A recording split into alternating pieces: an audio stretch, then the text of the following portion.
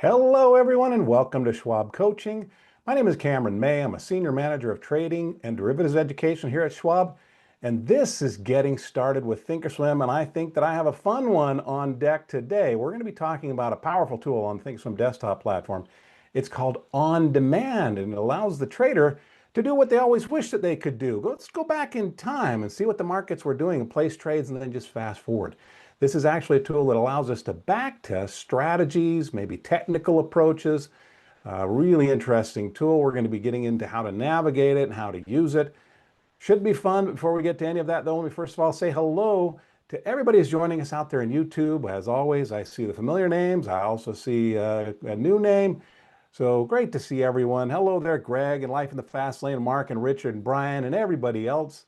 Thanks for joining us week after week. We always appreciate your attendance and your contributions to these discussions. If you do happen to be among those who are watching for the very first time, I want to welcome you as well. And if you're watching on the YouTube archive after the live stream is concluded, enjoy the recording. It's a great way to watch these webcasts. But you're certainly invited to join us in the live stream. And if you'd like to be here in that audience, this is a Wednesday webcast series, and we kick things off promptly at 2 Eastern time. Now, I also want to let you know that my very good friend Barb Armstrong is hanging out in the chats. Barb and I have been working together for years and years and years. She brings a lot of experience to this discussion. She's going to be keeping an eye on that chat function. And if there's a question that comes in, I can't get to it, Barb's going to help me pick up the slack there. So thanks for having my back there, Barb. Barb and I would also like to issue an invitation to everybody watching to follow your favorite Schwab presenters on social media. You can find us on X. You can find us on LinkedIn. Follow us there. It is the place to communicate with your presenters in between the live streams. So you can find Barb on X at Barb Armstrong CS. You can find me on X at Cameron May CS. And over on LinkedIn, you just go to linkedin.com/in and then /Cameron May CS to find my profile there. But let's get into this discussion of the on-demand tool. Chat in a quick yes or no if you're familiar with this on-demand backtesting sort of time machine tool. And as we get that feedback, let me go through some very important information. All corporate or issuer names and market data shown are for illustrative purposes only and are not a recommendation, offer to sell, or a solicitation of an offer to buy any security. Options carry a high level of risk and are not suitable for all investors. Schwab does not recommend the use of technical analysis as a sole means of investment research. Investing involves risk, including loss of principal, and past performance is no guarantee of future results. All right. So it looks like we have some no's out there, some yeses for this tool. Looks like slightly tilting toward those that are not as familiar with the tool. Not surprising at all. It's one button on the Thinkorswim platform that opens up this whole new world. So we're going to be doing that today. I'm going to be going to Thinkorswim Desktop. It's a mocked up version of the live platform. That's an important distinction because this function is only available on live. So if you try to follow along on paper money, it ain't there. All right, but we're going to go to the fake live platform, and we're going to acquaint ourselves with this on-demand backtesting feature. It allows the trader to go back and using historical data, extremely detailed historical data, follow along with, well, actually place and follow along with historical trades, tick by tick, moment by moment. It's really interesting stuff. We're going to be testing an option trade. We're going to be testing a stock trade. We'll be looking at a chart technique. So a lot to cover. So let's get right to this on-demand feature. So I'm going to go here to our Thinkorswim. Notice up here it just says connected. It does not say simulated trading. All right. So this is an example of the live platform. And what we'll notice is over here to the far right is this button on demand. Now, right now, we're looking at the S&P 500. This is just today's chart, and you'll see it updating in real time. But what I want to do is let's put ourselves in the shoes of that investor who wishes they could get back in that time machine. I always think of the Back to the Future series. And you know, when was it in part 2? I can't remember. They kind of all blend together. So no, the original stands out to me. But I think Biff goes back in time and he gets like an almanac, and then he's able to make some investments based on historical information. This doesn't quite work that way. It doesn't take us back to real time and allow us to make real money, but we can place historical trades and then track them through time. So let's let's open up the tool. Right up here in the upper right-hand corner, we're going to click on Demand. And the first thing we're presented with is this pop-up. And I was about to point out, you may not have noticed it, but right up here in the upper left now, it says On Demand. But for just a moment, as we first click on that tool, maybe for a few seconds, maybe for, I don't know, up to a minute, depending on connection speeds, it may say pre-buffering. That's because as soon as we click on that tool, the platform starts to recruit tons of historical data. Quote data, chart data, all kinds of stuff is being loaded into the platform so that we can navigate through it. But let's read through this pop-up.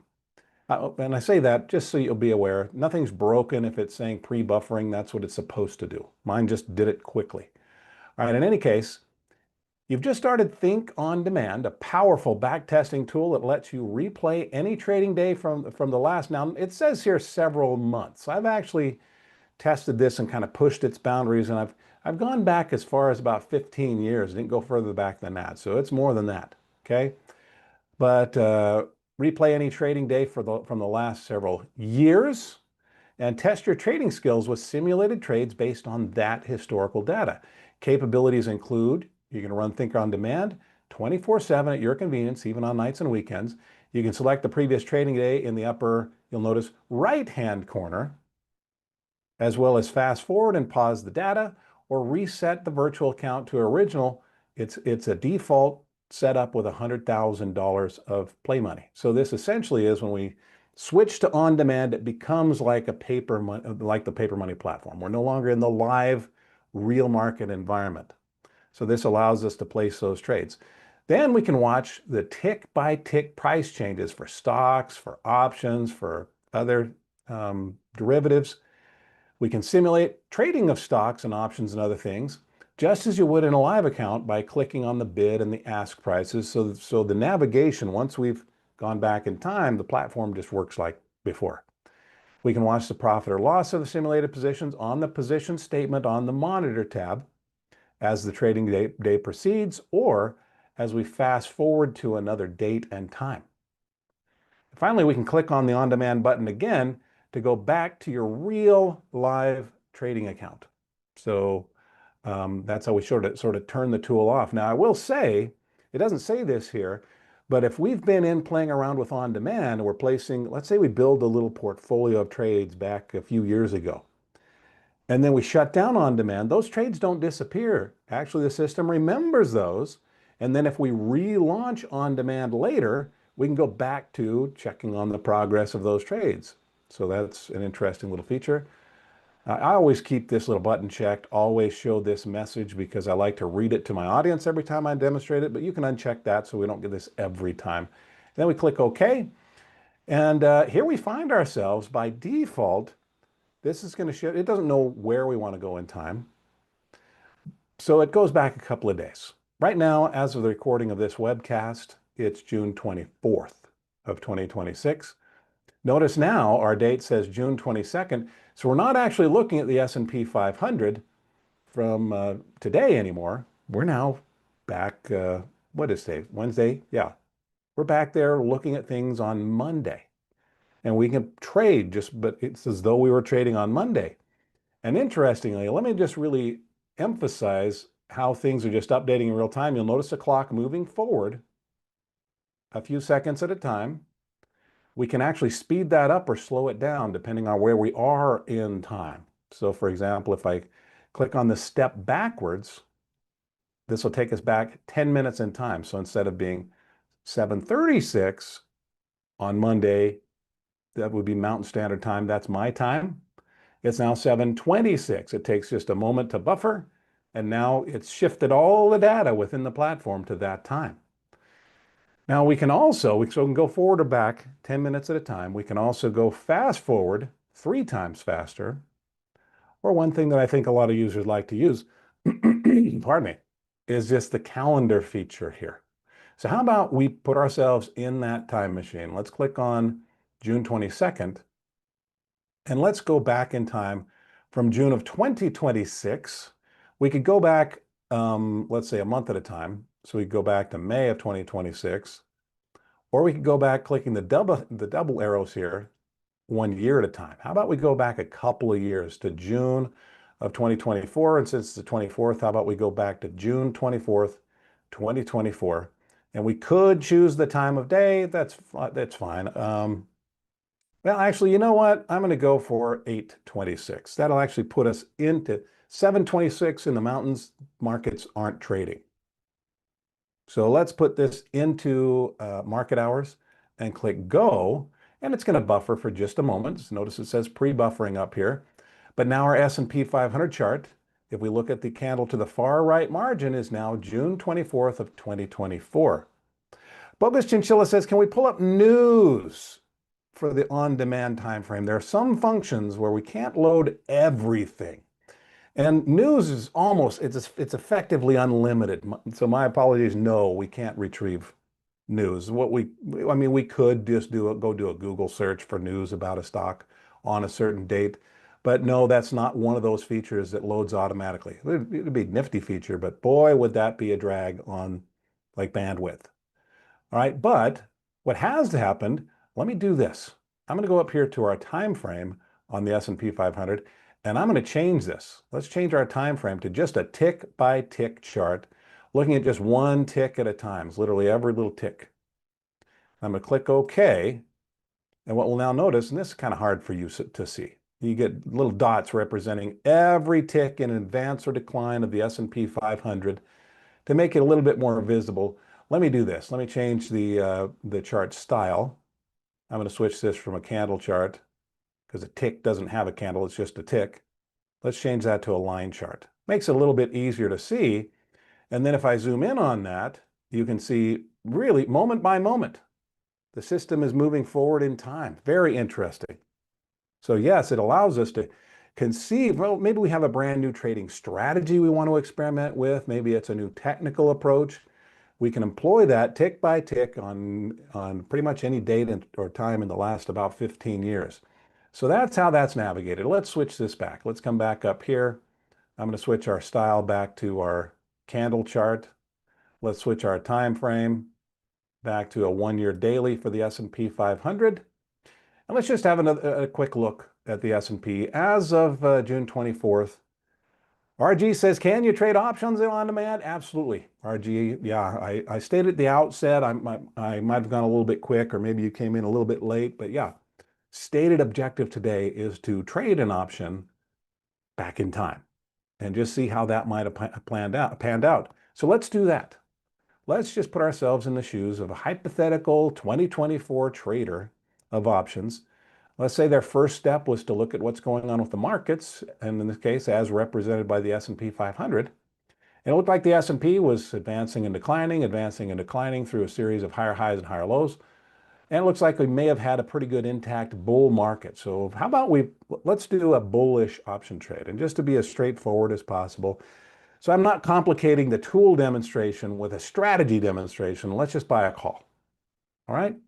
And let's say we're going to do that on a great big company. How about we just grab Apple? So as I enter Apple's symbol on the chart, remember, we're not looking at 2026 anymore. This is what Apple is doing back in June of 2024. And as of that time, if we look at that chart, maybe a technician might say, boy, looks like Apple raced up in the weeks leading up to June 24th, pulled back. Then for some, maybe they see this as a bull flag. Not everybody's familiar with that pattern, but one thing is, as we learn about new technical techniques, maybe we test those on demand. Now, as I pointed out in our disclosures, just because something's done something in the past, the stock has behaved in a certain way in the past, it's not a guarantee of future performance. Morrow says, does your shirt predict the future? What does a blue shirt say? I don't know. But let's just say that maybe our trader thinks that stock price is likely to go up, or at least they think it's going to. So they go buy a call. So let's go to our trade tab. And as we go to that trade tab, we'll notice the option chain loads up. And these are the options that were available back in 2024. There's the 28th of June. That was the first expiration. We go out to the 19th of July. There's and maybe on to the 16th of August. Let's just grab one. Let's go for the 16th of August. And with the stock at that moment trading around 209, what if we buy an at the money call, the 210 strike? I'm just going to click on the ask price. Let's place an order to buy one 16th of August of 2024, 210 call, trading around 710. I'm going to do this. Going to make everybody nervous. Sorry, this is just a testing trade. Maybe our purpose was to test how important our bid-ask spreads. Not working out on that right now. Let's just put in a market order so we can see if we can quickly get a fill on a really old trade. And I'm going to click confirm and send. Buying that one Apple 16th of August, 210 call at the market price. There's no commission in fake trades from history, but there can be in real trades, right?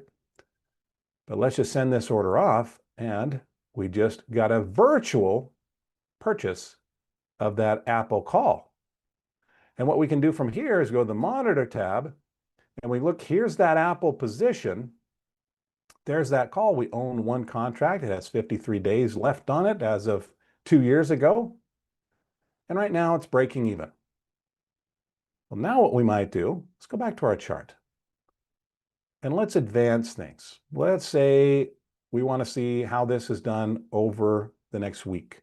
So I'm going to click on the little, the small right-hand arrow to advance to July of 2024. Click on the Monday of the next week. So going from June 24th to July 1st will take us forward a week. I'll click go. It's going to buffer for just a moment.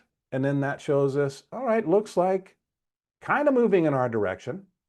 Is it moving fast enough? Looks like actually we've come up maybe $7 or $8.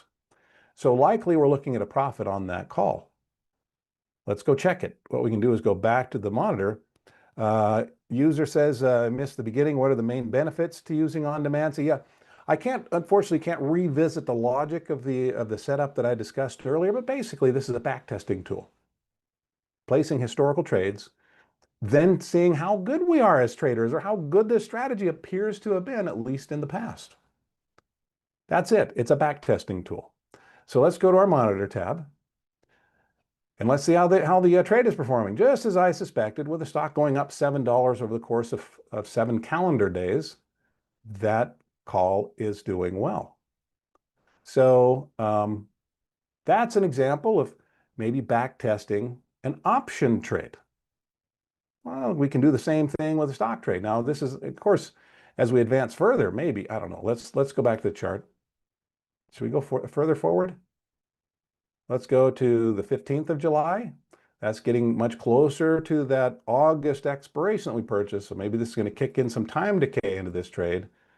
And let's see. Oh, that's really taking off. Okay, that's great. We know what's going to happen here as we go back to our monitor tab. I'm going to let it finish buffering, because it's not just checking on the progress of this trade. It's getting the entire platform prepared for trading other securities, trading other options, all that stuff. So if we go back to the monitor tab, yep, that trade's doing very well.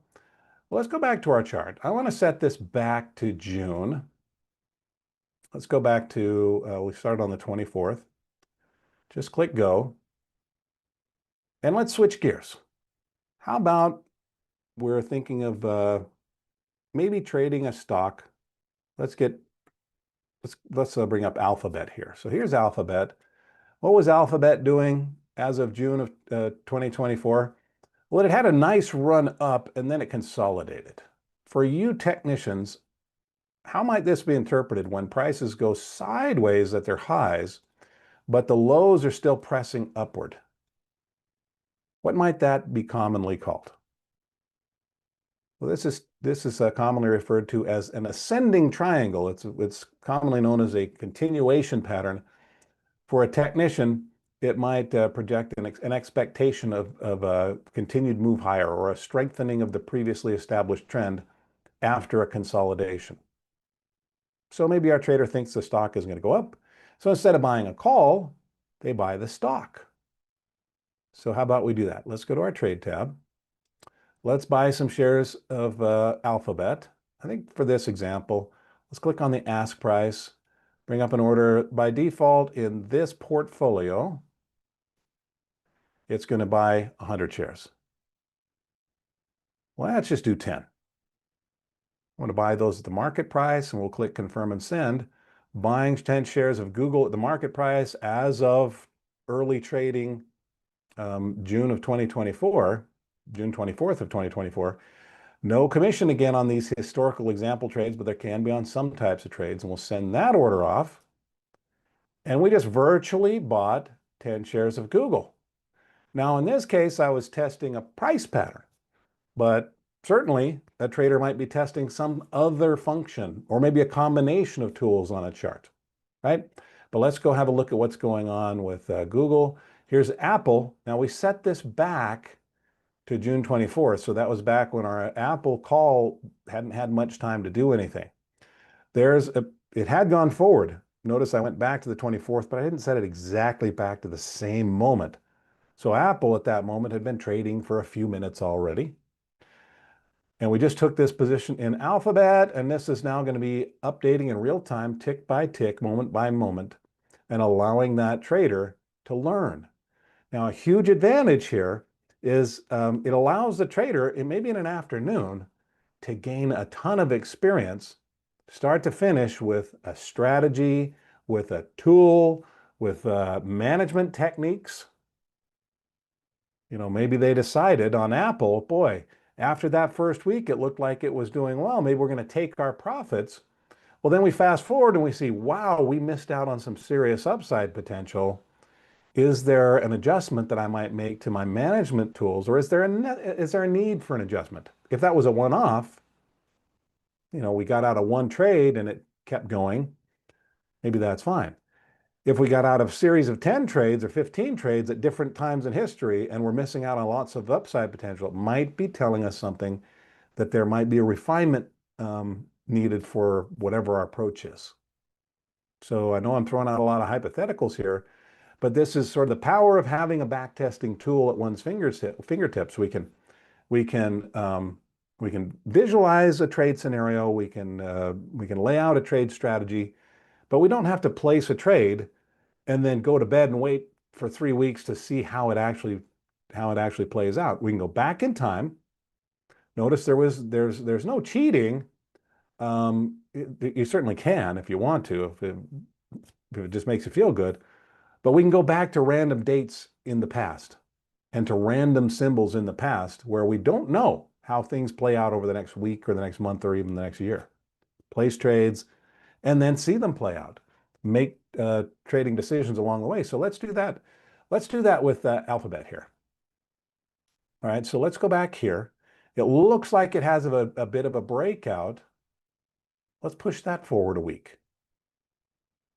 Let's go to July 1st.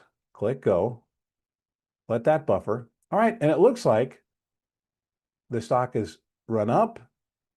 Over that week, it's starting to pull back. And let's say that our trader has decided, Charles says, join late, can you show how to get the backtesting tool? So Charles, it's just a button up in the upper right of the live Thinkorswim platform called On Demand. That's it. And then of course, I would suggest to anybody, if you happen to come in late, that's totally fine. I know that you got other priorities, other things in life competing with my live streams. Attend to your priorities. But if you need to play catch up, you can go to the archives for our webcast. So quick reminder, Charles, you opened the door for me, so I'm going to deliver here, take advantage of that. For those that aren't aware, the vast majority of our live webcasts are recorded and then later added to our YouTube channel as archives. So you can watch them just on demand. Ooh, that was terrible. Anyway, so if you haven't done this already, pop down, click on the subscribe button down below. It only takes a second to do that. It doesn't cost anything to do that. But that'll subscribe you to our Trader Talks Schwab Coaching webcast channel. That's where you can join our live streams, or you can hop in the Wayback Machine and go to the playlists and check the historical webcast. So for this webcast series, this one's called Getting Started with Thinkorswim. You'll just scroll down to the bottom of the list of playlists. We have lots of different webcast series, present and past, and those are found up here. Mine is right down here at the bottom, Getting Started with Thinkorswim.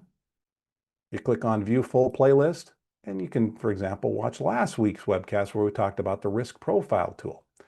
So going back here, Let's say that our trader has advanced forward a week and they're trying to work on their trade management skills. And maybe they decide, all right, this is run up. Maybe I'll put in a stop. I'm not actually going to go place the stop. We can put in an actual stop. But let's just say we decide, you know what, if this falls down to 178, we're going to pull the plug. That would be a little bit below our original entry, but we're going to insert a stop order here. And let's just go forward in time again. How about we go forward that couple of weeks like we did with Apple? Click go, and let's see if that stop got triggered. Nope. Looks like, did I not set that line? Hold on a second. There we go. Let me remove this try. All right. So it's continuing higher. Maybe at this point, the trader decides to move their physical stop or the mental stop higher to maybe 181. And then they can go forward again. So we can learn trading lessons very quickly. Very powerful tool. Now, a final thing that I wanted to discuss. We've placed an option trade, and we've tracked its progress. We placed a stock trade and tracked its progress, and even entertained a few management ideas. Well, maybe we're actually testing a technical indicator. So, for example, maybe a trader has learned about, let's say, the MACD histogram. So let's add that to our chart. Now, if we already had it on the chart before we launched on demand, it would still be on the chart once we had launched on demand. It assumes that that indicator is a priority to that trader, so it's already applying that historically. Or we can just add it right now. So let's add it right now. Let's go to MACD. We're going to choose the histogram, add that to our chart. Let's click apply and click OK. And here is the trader might be testing something like what I call a redshift on the MACD. If you're not familiar with this, this is a momentum oscillator, typically used to try to identify short-term lows, maybe even short-term highs. But for stock trading, maybe looking for short-term lows, and when we get a shift from light red to dark red, like we see here, or like we see right here, here's another example right there, that may be to some technicians, an indicator that the stock is possibly likely to go for a run, right? Mirai, I apologize, that would be way too far off track for this discussion. Yep. So I do offer my apologies, but when I'm doing a presentation, I do tend to, I've mentioned this in my webcast before. I try to keep them moving forward in a kind of a linear fashion, so we just don't get too distracted. But I do encourage questions. Questions are great. If they're on topic, if I can wedge them in, I'm going to do that. If they're a little bit far afield, I'll just say, my apologies, can't do that right now.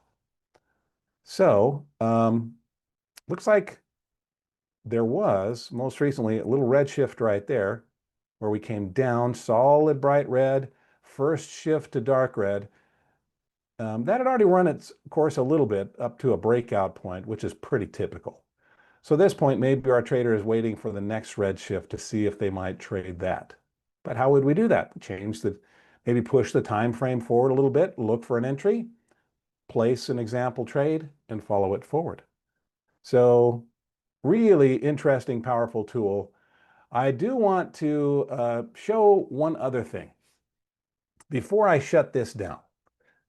I ran into something the very first time I used on demand, and that is I got myself stuck. I got stuck in the past. How horrifying is that? I just want to get back to real time. Well, the way to shut down on demand is we click on this little button. Now, we can also, by the way, up in the upper right is a reset button where we can reset the time. It takes us back to the default time, just a couple of days from present. Or we can choose reset account. That's going to wipe out our trades. I don't mind doing that at this point. So let me make this point here. So there's that Apple trade. Let's do this first. I first of all want to demonstrate, if we're back on the chart, let me click on the on demand. This is sort of to turn the tool off. So I'm going to click on that. now it just goes back to the normal platform. Notice our MACD is still there, like I said it would be. But now we're looking at Alphabet present day. So that shuts down on demand. Let's turn it back on. We get that pop up unless we disable it here. And I want to reset. Now, I wanted to shut down on demand and then bring it back up just to show you our positions are still there. Just because you shut down on demand doesn't mean it erases all the hard work that you've done. Nope, if we want to go back and we want to study those historical trades some more, we can come back tomorrow and relaunch on demand.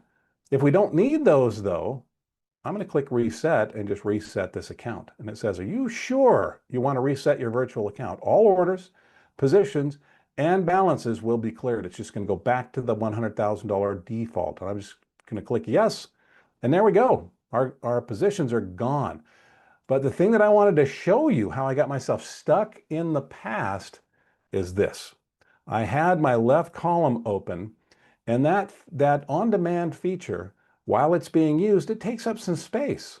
We have to have our off button here. We have our back, our forward, our calendar, our pause button, fast forward, all of that takes up space. So if we widen this left margin too much, there's no space for the on-demand tool. And we are now stuck in the past. I can't turn it off. I'm just stuck here. Notice the little off button. I can go forward or back. Where'd the off button go? Well, it's stuck in this little margin right here. So we can just minimize this left margin, or we can just get rid of it entirely. Just click this little hide button. That's it. Now, Charles says, is on-demand prediction based on historical data? Yeah, it's not a prediction at all. On-demand doesn't predict anything. It just has a record of all that historical tick-by-tick data and allows us to trade in the past and then move forward through the past. Yep. Yeah, so it is based exactly, precisely on historical data. Charles, great question.